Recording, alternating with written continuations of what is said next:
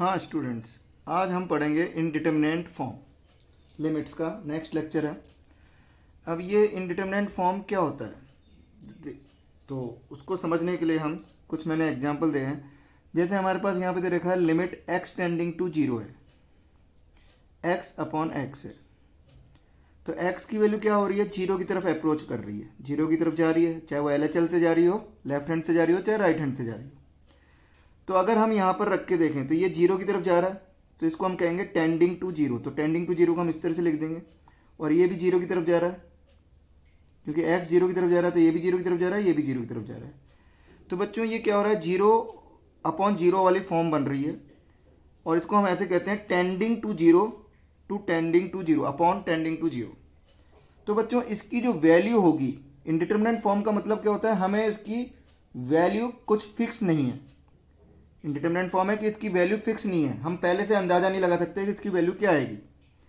तो अगर हम देखें कि हम किसी भी नंबर को देखें, अगर हम जानते हैं किसी भी नंबर में ऊपर अगर 0 होता है, अगर इसका डिनोमिनेटर छुपा लें, हम डिनोमिनेटर हमने छुपा लिया, ठीक है, तो ऊपर की वैल्यू अगर 0 की तरफ जा रही है तो हम जानते हैं कि वैल्यू क्या होगी, टोटल जो वैल्यू होगी वो क्या होगा, 0 हो जाएगी। क्योंकि अगर न्यूमरेटर में 0 आता है तो हम जानते हैं कि वैल्यू 0 होती है, ठीक है। लेकिन अगर हम इसका न्यूमरेटर छुपा लें और डिनोमिनेटर की तरफ देखें तो हम देख रहे हैं कि 0 की तरफ जा रहा है ये डिनोमिनेटर, तो हम जानते हैं अगर नीचे की वैल्यू 0 की तरफ जाती है, तो जैसे जैसे 0 जा रही है, 0 की तरफ जा रही है, ध्यान रहे लिमिट का मतलब क्या होता है, 0 की तरफ जा रही है, टेंड हो रहा है, लेकिन 0 कभी नहीं हो रहा है, तो ये 0 की तरफ जा रहा है।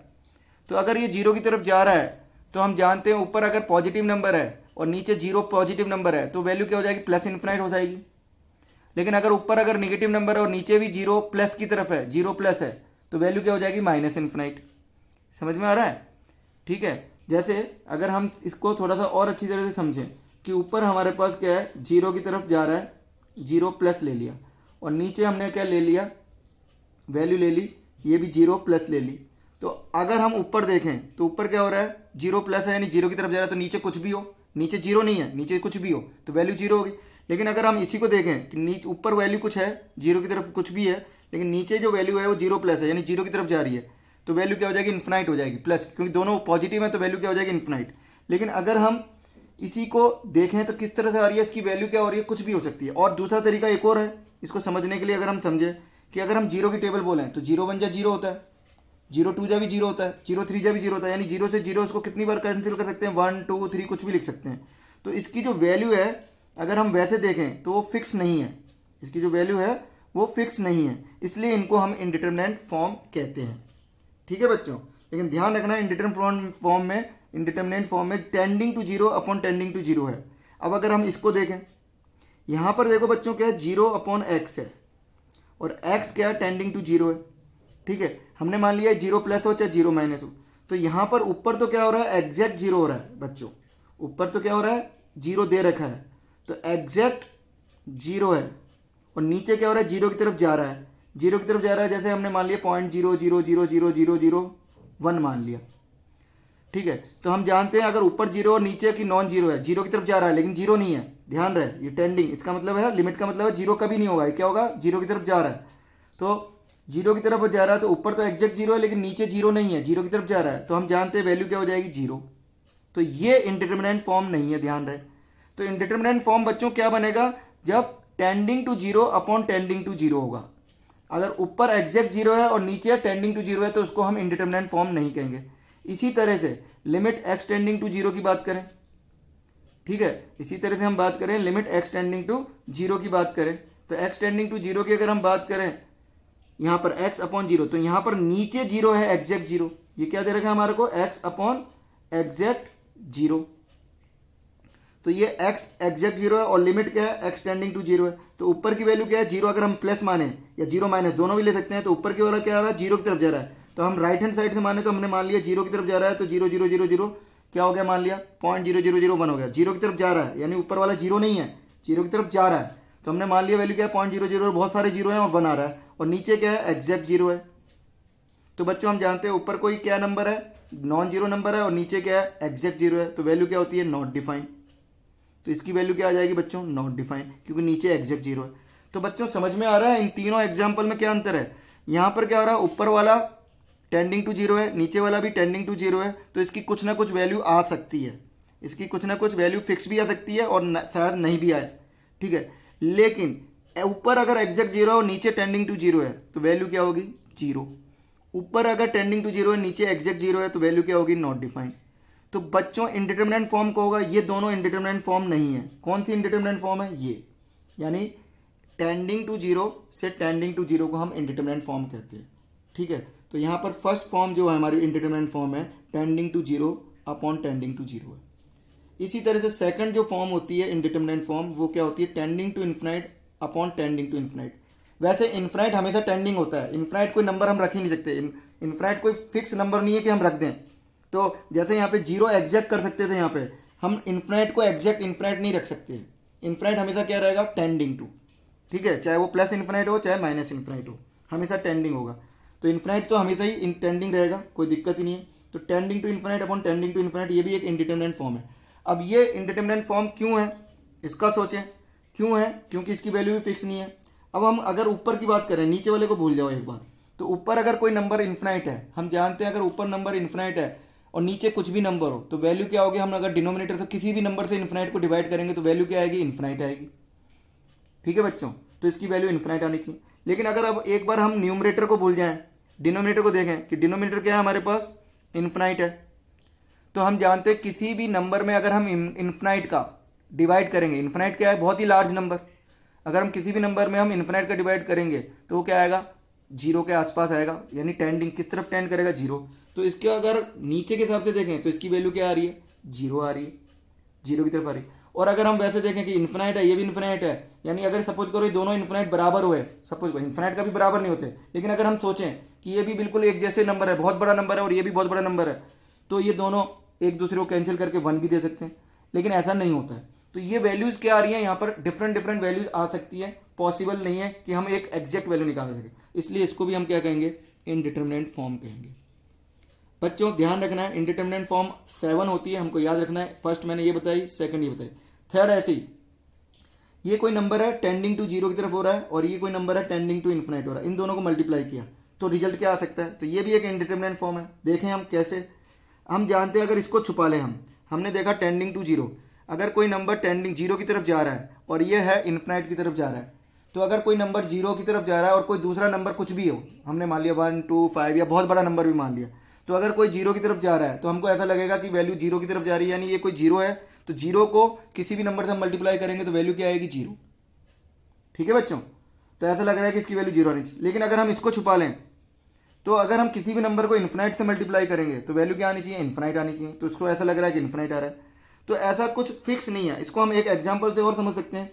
सपोज करो मैंने 0.1 ले लिया ये नंबर, ठीक है, और इसको ले लिया मैंने 10 ले लिया, इसको मैंने ये ले लिया 0.01, इसको ले लिया देखो 100, इसको ले लिया 0.001, इसको ले लिया 10⁻3। तो बच्चों ये देखो मैं क्या ले जा रहा हूँ, इस नंबर को जीरो की तरफ ले जा रहा हूँ और इस नंबर को मैं इन्फिनाइट यानी बढ़ा रहा हूँ, इंक्रीज कर रहा हूँ धीरे धीरे, तो इसको इन्फिनाइट की तरफ ले जा रहा हूँ, तो रिजल्ट क्या मिल रहा है, हमेशा 1 मिल रहा है। तो मतलब अगर हम देखें तो इसकी वैल्यू 1 भी आ सकती है। और अगर हम दूसरे तरीके से ले लें, अगर मैंने इसको 0.1 ले लिया, इसको ले लिया 10⁻10, इसको ले लिया 0.01, इसको ले लिया 10⁻20, इसको ले लिया 0.001, इसको ले लिया 10⁻30, तो देखो ये तो जीरो की तरफ जा रहा है, लेकिन ये क्या जा रहा है, इन्फिनाइट की तरफ जा रहा है। तो इनका प्रोडक्ट क्या आ रहा है हमारे पास, 10⁻9, इसका प्रोडक्ट क्या है 10⁻18, इसका प्रोडक्ट क्या है 10⁻27। तो देखो ये क्या हो रहा है, इन्फिनाइट की तरफ इंक्रीज कर रहा है। तो इनकी जो वैल्यू है वो फिक्स नहीं है, कुछ भी हो सकती है, इसलिए इसको भी हम क्या कहते हैं, इनडिटरमिनेंट फॉर्म कहते हैं।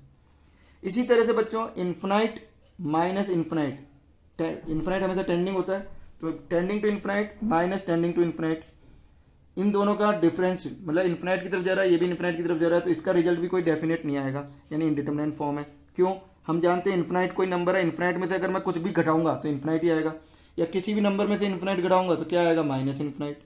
तो इसकी वैल्यू भी क्या है, फिक्स नहीं है, तो इसलिए भी ये क्या कहलाएगी, इनडिटरमिनेंट फॉर्म। नेक्स्ट फॉर्म आती है टेंडिंग टू जीरो की पावर टेंडिंग टू जीरो। ध्यान रहे सब टेंडिंग रहेंगे, अगर एग्जैक्ट जीरो हो गया तो रिजल्ट कुछ और होंगे, एग्जैक्ट जीरो होगा तो क्या होगा मैं बता दूंगा अभी, जैसे यहाँ पर मैंने बताया था एग्जैक्ट जीरो हुआ था तो क्या हुआ था, ठीक है। तो टेंडिंग टू जीरो है तो टेंडिंग टू जीरो है, तो हम जानते हैं अगर इसको छुपा लें बेस को, तो हम जानते हैं किसी की भी पावर अगर हम जीरो करें तो वैल्यू क्या आती है, 1 आती है। लेकिन अगर हम जानते हैं जीरो की पावर कुछ भी कर लो, नीचे बेस लिया जीरो और इसको छुपा लिया, तो जीरो की पावर कुछ भी ले लो तो वो क्या होगा, जीरो ही होगा। तो बच्चों ये भी कोई फिक्स नहीं है, इसलिए ये भी क्या होगा, इनडिटरमिनेंट फॉर्म है। इसी तरह से इन्फिनाइट की पावर जीरो, ये भी हमारे पास इंडिटरमिनेंट फॉर्म आई। क्यों, हम जानते हैं किसी की भी पावर जीरो ले लो तो वैल्यू 1 आनी चाहिए। लेकिन अगर हम यहाँ पर देखें कि इन्फिनाइट की पावर तो कुछ भी कर लो, इन्फिनाइट ही आनी चाहिए, तो इसलिए ये भी कोई वैल्यू फिक्स नहीं है। इसी तरह से 1 की पावर इन्फिनाइट, 1 की पावर इन्फिनाइट का मतलब हम जानते हैं 1 की कुछ भी पावर कर लो क्या आना चाहिए, 1 आना चाहिए, आता है। लेकिन हम जानते हैं कि किसी भी नंबर की पावर इन्फिनाइट करें तो इन्फिनाइट आना चाहिए।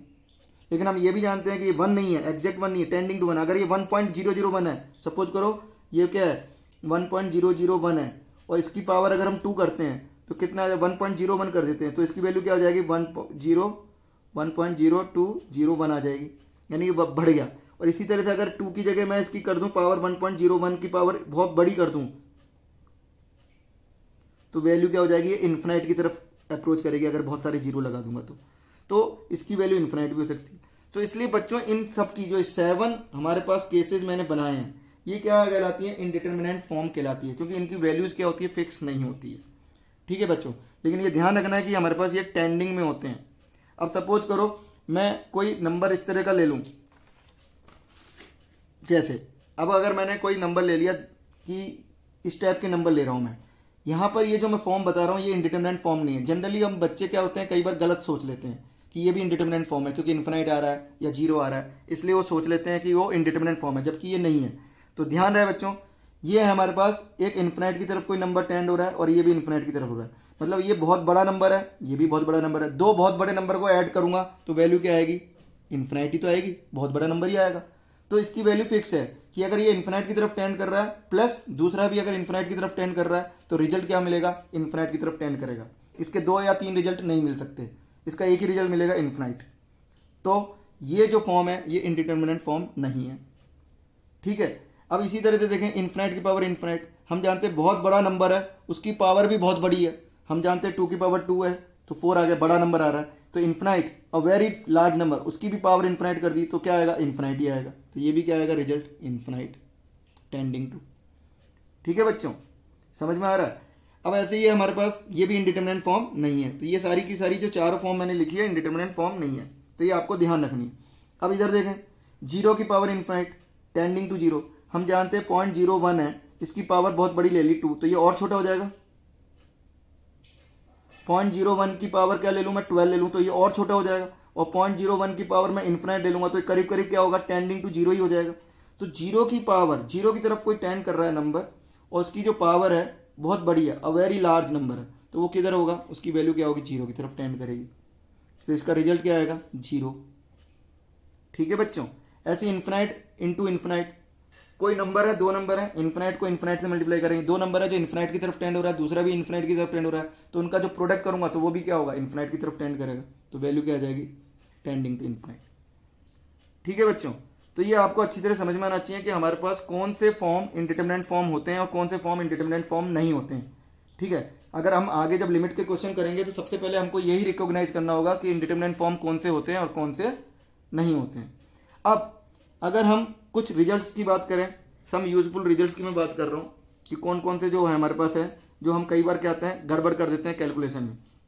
जैसे कोई फाइनाइट नंबर है, उसमें अगर मैंने infinite a very large number का डिवाइड कर रहा हूँ तो रिजल्ट क्या आएगा, तो ये डिपेंड करेगा, फाइनाइट नंबर है और ये इन्फिनाइट से नंबर कर रहे हैं, तो फाइनाइट नंबर हमारे पास कुछ भी हो सकता है। तो हमारे पास मैं एग्जांपल ले रहा हूँ, देखो अगर फाइनाइट नंबर मैंने पॉजिटिव लिया, 2 अपॉन इन्फिनाइट से डिवाइड किया तो वैल्यू क्या आएगी, 0 प्लस, क्योंकि 2 में अगर मैं इन्फिनाइट से डिवाइड करूंगा, मतलब किसी भी नंबर में, पॉजिटिव नंबर में अगर मैं बहुत बड़े नंबर से डिवाइड करूंगा तो वैल्यू क्या आएगी, बिल्कुल 0 के क्लोज आएगी। जैसे 1 में मैंने डिवाइड कर दिया, 10 की पावर 10, तो वैल्यू क्या आएगी, 0.000001 आएगी इस तरह से। ऐसे ही 1/10 की पावर मैं 100 कर दूं तो क्या आएगा, 0.000, बहुत सारे जीरो आएंगे, 99 जीरो आएंगे और फिर 1 आएगा, तो ये वैल्यू क्या हो रही है, बहुत 0 के क्लोज पहुंच रही है। तो कोई भी नंबर है, फाइनाइट नंबर है, पॉजिटिव नंबर है, और उसमें अगर मैं प्लस इन्फिनाइट, क्योंकि ये भी पॉजिटिव है ये भी पॉजिटिव है, तो नंबर रिजल्ट क्या मिलना चाहिए, पॉजिटिव मिलना चाहिए, तो कौन सा रिजल्ट मिलेगा, 0 प्लस।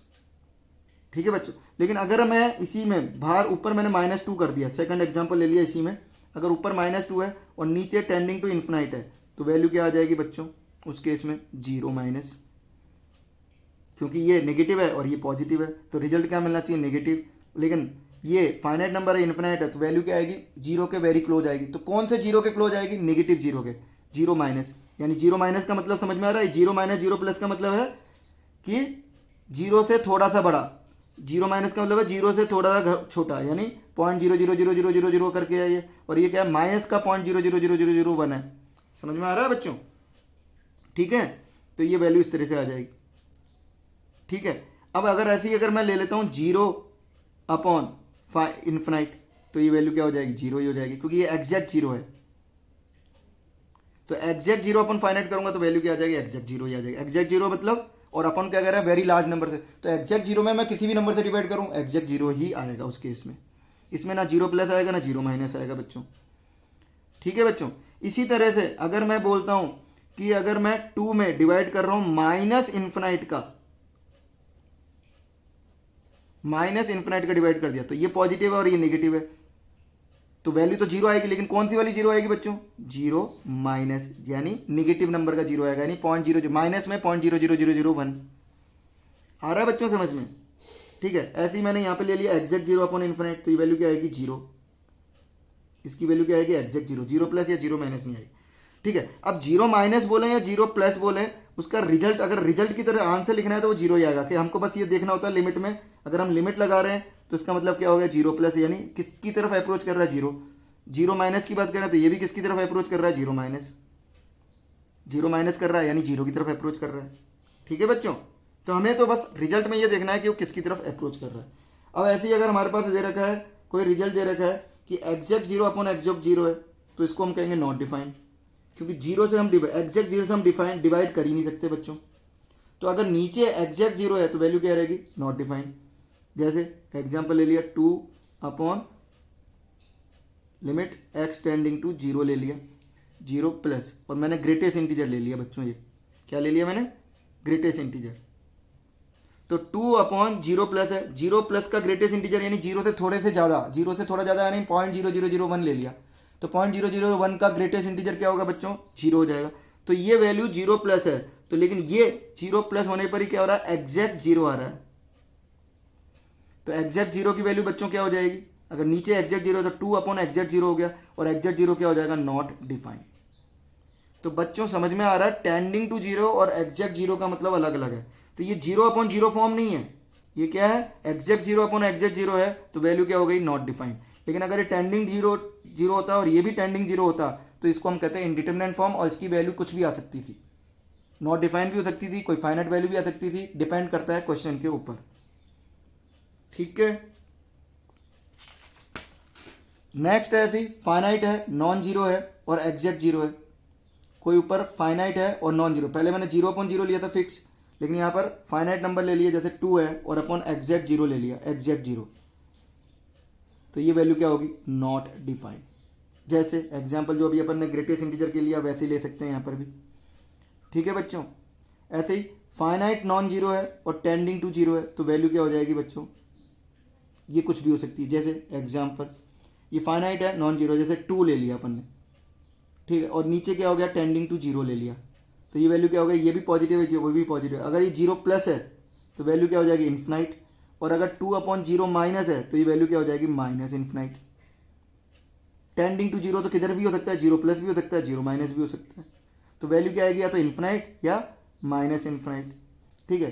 तो जैसे अगर हम एक एग्जाम्पल ले लें, लिमिट x टेंडिंग टू 0 ले लिया प्लस 2 अपॉन एक्स, तो इसकी वैल्यू क्या आएगी, 0 प्लस है तो इन्फिनाइट हो जाएगा, और अगर limit x tending to 0 minus है तो ये क्या हो जाएगा बच्चों, माइनस इन्फिनाइट हो जाएगा। तो ये बच्चों एक एक चीज़ का हमको ध्यान रखना है, ठीक है।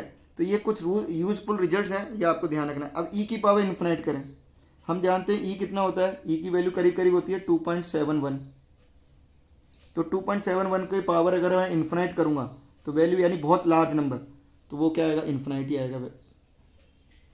हम जानते हैं अगर हम कोई भी नंबर लेते हैं जो 1 से बड़ा है, 1 से बड़े की पावर इन्फिनाइट करेंगे, 1 से बड़े की पावर अगर हम इंक्रीज करेंगे तो वैल्यू क्या होगी, बढ़ेगी।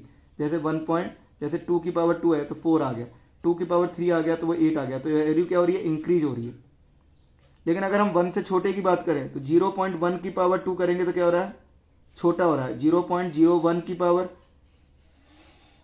0.1 की पावर 3 करेंगे तो वैल्यू क्या आएगी 0.001। तो वैल्यू क्या हो रही है, देखो 0.1 की पावर 2 करने पर वैल्यू 0.01 आ रहा है, छोटा।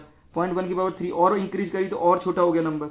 तो इसी तरह से आपको ये ध्यान रखना है कि अगर हमारे पास कोई नंबर है जो 1 से बड़ा है तो उसकी पावर क्या होगी, 1 से बड़े की पावर इन्फिनाइट करने पर इन्फिनाइट आएगा, लेकिन 1 से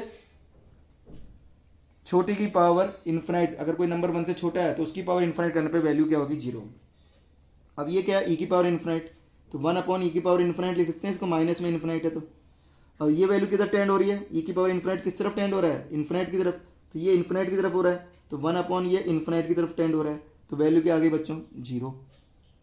1/इन्फिनाइट यानी 1 में बहुत बड़े नंबर का डिवाइड करूंगा, पॉजिटिव, दोनों पॉजिटिव है तो क्या आएगा 0 या 0+। इसी तरह से ये अगर हमने नंबर ले लिया, हमने यहाँ पे ले लिया कि a क्या है, 1 से बड़ा है, इस वाले क्वेश्चन के लिए अगर a 1 से बड़ा है तो 1 से बड़े की पावर इन्फिनाइट, तो 1/a की पावर इन्फिनाइट कर दिया, तो 1 से बड़े की पावर इन्फिनाइट, अगर 1 से बड़े की पावर इन्फिनाइट करूंगा तो वैल्यू क्या होगी, इन्फिनाइट की तरफ जाएगी, तो ये क्या हो जाएगा, इन्फिनाइट की तरफ जाएगा। अगर a 1 से बड़ा है पॉजिटिव है तो ये क्या हो जाएगा, 0+। तो बच्चों इसकी a की पावर माइनस इन्फिनाइट क्या आ रही है, 0+, अगर a 1 से बड़ा है। अगर a की पावर माइनस इन्फिनाइट है और a अगर 1 से छोटा है और पॉजिटिव है, हम जानते हैं बेस हमेशा, फंक्शन के लिए बेस हमेशा क्या होना चाहिए, पॉजिटिव। तो a हम 1 से छोटा ले रहे हैं और पॉजिटिव ले रहे हैं, तो 1 से छोटे की पावर अगर हम माइनस इन्फिनाइट कर रहे हैं तो इसको हम क्या लिख सकते हैं, 1/a की पावर इन्फिनाइट। 1 से छोटे की पावर इन्फिनाइट किया था तो ये किस तरफ टेंड हो रहा था बच्चों, 0.1 की पावर अगर मैं इन्फिनाइट करूंगा तो वैल्यू आएगी 0.0000001। बहुत सारे जीरो लगाने के बाद बनाएगा, यानी वेरी स्मॉल नंबर, यानी 0 के आसपास आएगा, तो ये वैल्यू क्या आएगी, 0 के आसपास आएगी, टेंडिंग टू 0। और 0+ की वजह से क्या हो जाएगा, इन्फिनाइट। 1/0+ यानी 1 में मैं बहुत ही छोटे नंबर का डिवाइड कर रहा हूँ तो वैल्यू क्या आएगी, इन्फिनाइट। ठीक है बच्चों, इसी तरह से अगर मैं यहाँ पर ले लेता हूँ a की पावर इन्फिनाइट, अगर मैंने a को 1 से बड़ा ले लिया यहाँ पर, तो a को 1 से बड़ा ले लिया तो 1 से बड़े की पावर इन्फिनाइट, अभी हमने देखा 1 से बड़े की पावर इन्फिनाइट क्या होगा, इन्फिनाइट, तो ये इन्फिनाइट की तरफ टेंड करेगा। ऐसे ही अगर a 1 से छोटा ले लिया, उसकी पावर इन्फिनाइट करूंगा तो ये किधर टेंड करेगा, 0+ की तरफ, या 0 भी बोल सकते हैं, तो ये बच्चों क्या आ जाएगा, 0+। तो ये कुछ यूजफुल रिजल्ट्स है बच्चों, ये आपको याद रखने, समझने, दिमाग में बिठाने हैं। ठीक है, अब नेक्स्ट मैं इन्हीं पर कुछ एग्जांपल्स ले रहा हूँ बच्चों, तो इन एग्जांपल्स का हम यूज करके ये कुछ क्वेश्चंस कर रहे हैं। जैसे हमारे को निकालनी है लिमिट x टेंडिंग टू 0 निकालनी है, तो x टेंडिंग टू 0 पर हमको इसकी वैल्यू देखनी है tan इनवर्स 1/x की, ये tan इनवर्स 1/x है। तो बच्चों यहाँ पर अगर हम देखें कि 0 की तरफ टेंड कर रहा है, तो 0 की तरफ टेंड कर रहा है यानी 0 तो नहीं है, तो हमको ये देखना है कि कौन से 0 की तरफ कर रहा है। तो यहाँ पर हम जानते हैं कि हम लिमिट कब निकाल पाते हैं, जब LHL RHL दोनों बराबर हो। तो हम यहाँ पर LHL निकालते हैं, LHL निकालेंगे तो क्या आएगा, इसको 0 लेफ्ट हैंड साइड देखेंगे तो क्या लिखते थे हम, LHL निकलने का तरीका क्या था, h tending to 0 f 0-h, 0 पे देखनी है, a पे देखते थे तो a-h करते थे, 0 पे देखनी है तो 0-h करेंगे यहाँ फंक्शन। तो h टेंडिंग टू 0 पर f 0-h क्या हो जाएगा, tan इनवर्स, मैं x को किससे रिप्लेस कर दूंगा, 0-h से, यानी -h से। h हमारा क्या होता था, वेरी स्मॉल पॉजिटिव नंबर हम लेते थे, h हमेशा क्या लेते थे, वेरी स्मॉल पॉजिटिव नंबर। अब देखें हम tan इनवर्स 1/0, ये क्या है 0, h क्या होता है, 0 पॉजिटिव है और -0 है तो -0 हो गया, तो ये क्या हो जाएगा बच्चों, अगर मैं लिमिट रखूंगा तो ये क्या हो जाएगा, 1 में मैं नेगेटिव 0 का नंबर यानी 0 से थोड़ा सा कम 0.0 माइनस का 0.0001 से डिवाइड करूंगा तो वैल्यू क्या आएगी, माइनस इन्फिनाइट। तो ये tan इनवर्स माइनस इन्फिनाइट आ रहा है। तो बच्चों tan इनवर्स का हमने ग्राफ पढ़ा था, तो ग्राफ क्या होता था, इस तरह से होता था tan इनवर्स का। तो tan इनवर्स का ग्राफ बच्चों इस तरह से है, तो माइनस इन्फिनाइट कहाँ है, यहाँ है, तो माइनस इन्फिनाइट पर ये बच्चों क्या होता था, -π/2। तो इसकी वैल्यू क्या हो जाएगी, किस तरफ टेंड कर रहा है ये, जब x माइनस इन्फिनाइट की तरफ जा रहा है तो y की वैल्यू क्या, ग्राफ किधर जा रहा है, -π/2 की तरफ, तो इसकी वैल्यू क्या होगी बच्चों, -π/2।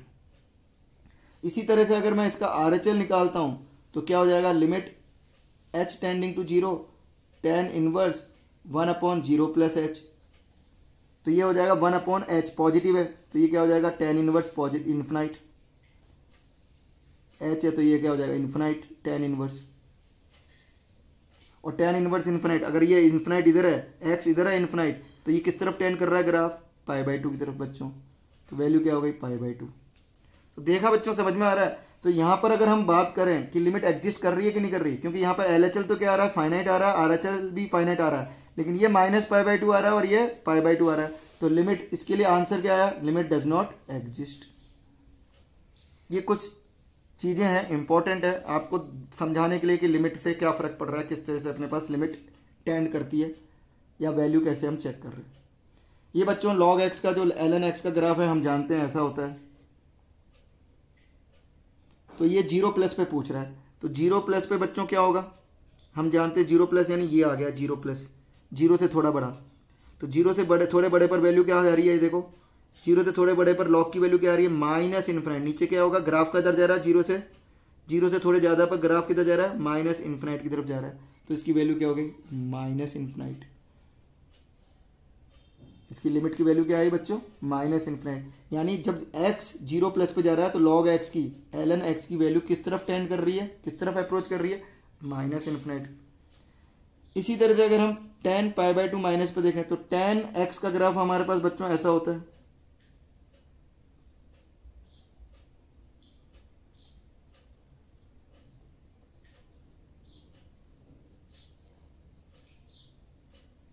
तो बच्चों tan x π/2 माइनस, यानी π/2 से थोड़ा कम रखना है।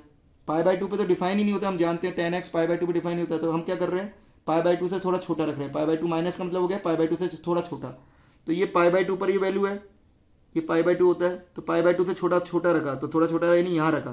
तो यहाँ पर देखो ग्राफ, इससे थोड़ा पहले ग्राफ कहाँ पे टेंड कर रहा है, ये किधर कर रहा है टेंड, इन्फिनाइट की तरफ बच्चों। तो इसकी वैल्यू क्या होगी, +∞। तो देखो π/2 माइनस में +∞ हो गई। और π/2 प्लस पे अगर हम बात करें तो π/2 प्लस पे बच्चों अगर देखें तो π/2 से प्लस, ये π/2 है, तो π/2 प्लस कहाँ आ गया, यहाँ आ गया बच्चों। तो यहाँ पर बच्चों ग्राफ किधर जा रहा है, देखो नीचे जा रहा है, ये ग्राफ किधर जा रहा है, ये नीचे की तरफ जा रहा है, यानी -∞। तो इसकी वैल्यू क्या होगी बच्चों, -∞। इसी तरह से अगर हम लिमिट x टेंडिंग टू 0+ पे log, जिसका बेस हाफ है, हम जानते हैं बच्चों जिसका बेस 1 से छोटा होता है log में, उसका ग्राफ ऐसे बनता है, ऊपर से नीचे आता है। तो ये क्या है, बेस है। अब 0+ यानी 0 से बड़े पर, 0 से बड़े पर ये 0+ है, तो 0 से प्लस पे ग्राफ, 0 से प्लस पर ग्राफ किधर कर रहा है, ये देखो किधर इंक्रीज कर रहा है, ऊपर की तरफ जा रहा है। तो ये क्या आ गया, +∞। तो बच्चों ln x जिसका बेस 1 से बड़ा था, उसकी वैल्यू 0+ पे देखो क्या आ रही है, -∞। जबकि log जिसका बेस 1 से छोटा है, उसकी 0+ पे वैल्यू क्या आ रही है बच्चों, देखो +∞। इसी तरह से हम cot x का देखें तो cot x का ग्राफ बना के आप देख सकते हो। तो cot x का ग्राफ कैसे बनाते हैं बच्चों, मैं यहाँ बना देता हूँ, ठीक है। एक कागज ले लेते हैं, उस पर चेक करते हैं cot x का ग्राफ कैसा होता है।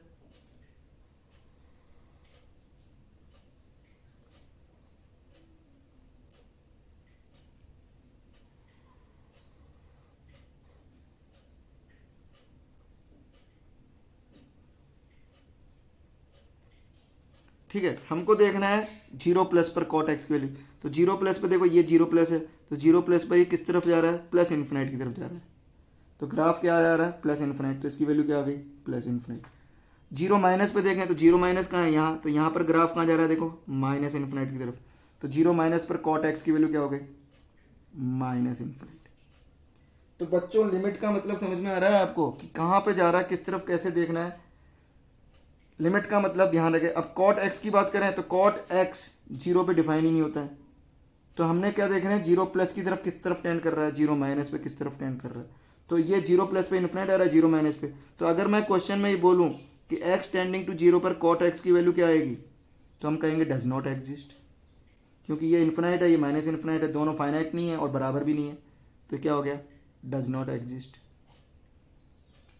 ठीक है बच्चों, तो ये मैंने आपको इनडिटरमिनेंट फॉर्म बताई और उसके आगे हमने कुछ यूजफुल लिमिट के फार्मूले वगैरह करे, तो उसको अच्छी तरह समझना है। नेक्स्ट क्लास में हम लिमिट के क्वेश्चन सॉल्व करेंगे, किस तरह से सॉल्व करते हैं, क्या नहीं करते हैं, वो सब चीज़ें हम आगे डिस्कस करेंगे। ठीक है, ओके, आज यहीं तक।